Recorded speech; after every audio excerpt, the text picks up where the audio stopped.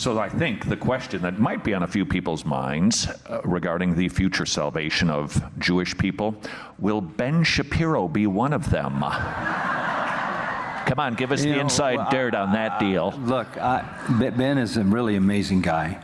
He's very winsome. He's scary smart. Yeah, really smart. And look, doing this with you, I feel a certain degree of safety, not total safety, but a certain degree of safety. I would never want to do battle with him. No, but I'm saying doing a conversation with Larry King, which I did so many times, you know, there's a certain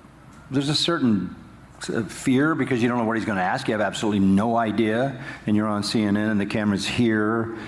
But Ben Shapiro is a different thing altogether because he's so brilliant and he's so incisive, and but he just lets you talk. I know. I didn't quite understand. I didn't know what he was going to ask me, and there's no redo. So yeah, and when I got it, he asked me the difference between Jews and Christians, and I said Jesus Christ, and then I launched into Isaiah 53. I think it was 18 or 19 minutes, and he didn't even say anything, and I couldn't believe he just let me keep going, which is what I do. I just keep going. You know. But afterwards, somebody said to him in a podcast setting, said, "Were you offended that MacArthur was, you know, saying so much about Jesus?" And he said, this was on a podcast, he said, "No, for two reasons. One, I know he believes that with all his heart, and two, I know he cares about my soul." So there's a lot of integrity in that. I think he appreciates honesty. And I remember when I debated a rabbi, and I took a strong stand on Christ up in Seattle. And they asked the same question, did it offend you? He said, I would have been offended if he hadn't been true to his convictions.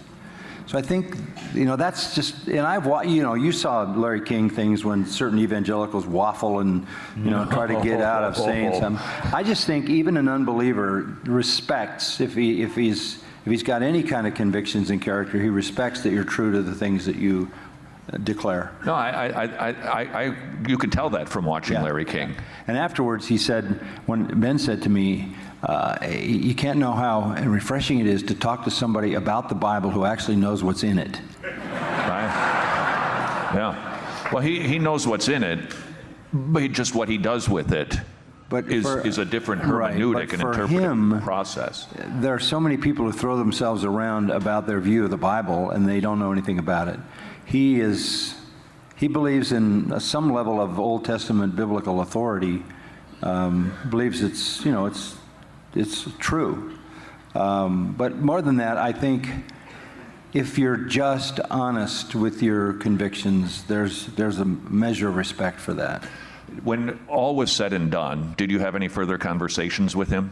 I haven't had personal conversations with him, although he wrote me a really gracious letter. And thanked me and said he wanted to do it again, which is a little daunting in some ways to think about doing it. No, I haven't had any further conversations with him, but I know one thing for sure. It launched a whole lot of Christian people praying for his salvation. Yeah. I think a lot of people do anyway. Yeah.